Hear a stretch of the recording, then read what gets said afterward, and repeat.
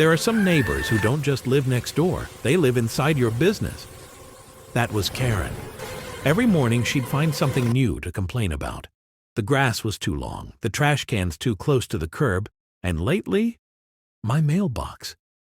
She claimed it was too close to her property line. It wasn't. I had the survey papers to prove it.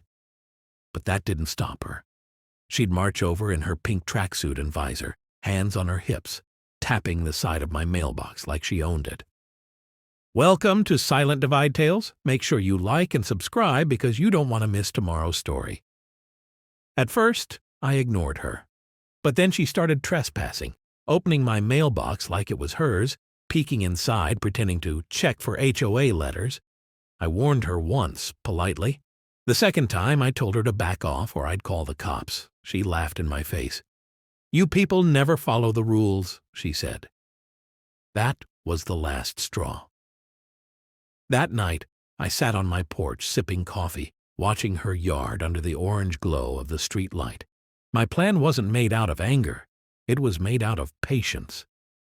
Before we dive in deeply, let us know in the comments what country or which city you're watching this story from. We'd love to know how far this story travels.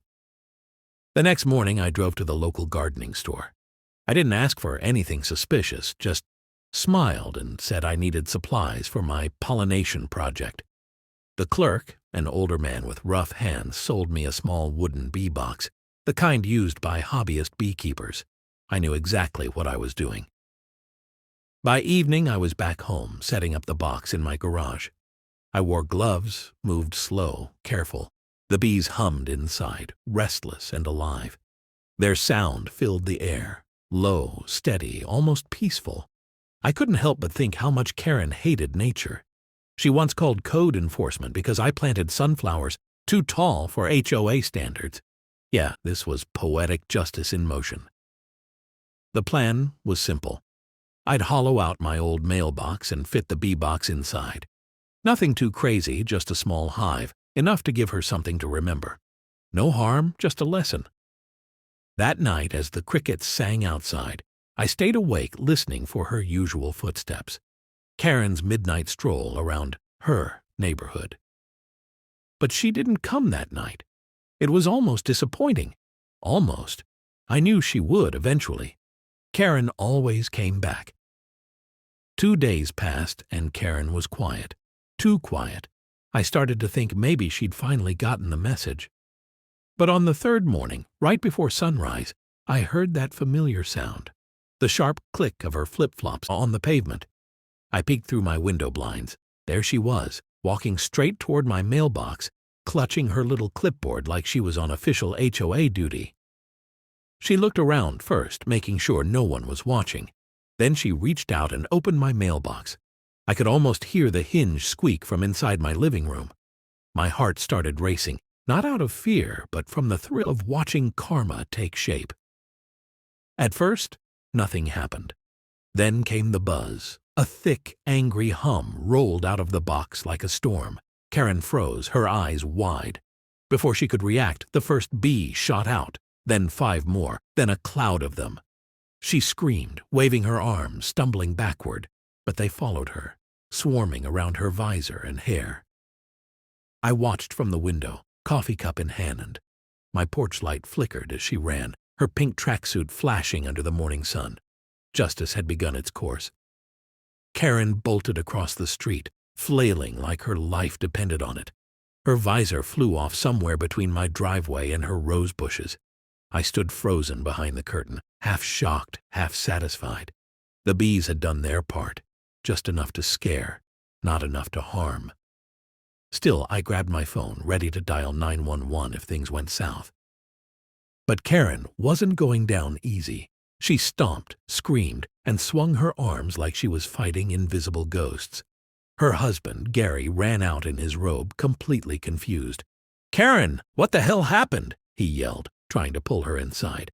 She slapped his hand away, yelling something about biological warfare and crazy neighbors. I stepped outside slowly, acting like I didn't know a thing. "Everything okay over there?" I called out, keeping my tone innocent. Karen turned toward me, her face red, hair wild and eyes full of fury. You did this!" she shouted, pointing at me like a courtroom witness. Gary looked between us, then at the mailbox still buzzing faintly. "Karen, maybe you shouldn't have been snooping around his stuff," he muttered. She glared at him, speechless. The street fell quiet except for that low, steady hum. The HOA arrived later that afternoon, 3 board members in khaki pants and forced smiles. Karen stood on her porch with her arms crossed, a few small red welts still on her neck. I watched them whisper and glance toward my yard, pretending not to care. Eventually, one of them, a short man named Doug, walked over. "Sir, we've had complaints," he started, rubbing his chin, "about your mailbox." I nodded. "You mean the one she's been trespassing on for weeks?" I asked calmly. Doug's eyes flickered. "Well, yes, that." I pointed at my security camera, mounted just above the porch light. "You might want to watch the footage before you ask any more questions." That evening, the board reviewed the footage. Karen's face went pale when she realized she'd been caught opening my mailbox, again and again. The bees weren't the problem anymore. Her behavior was.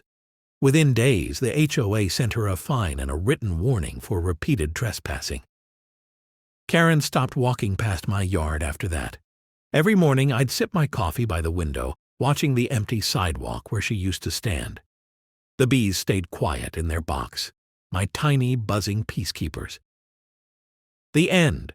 Please like and subscribe for more rich stories like this. Comment below what city or country you're watching from. We'd love to know where you're tuning in from.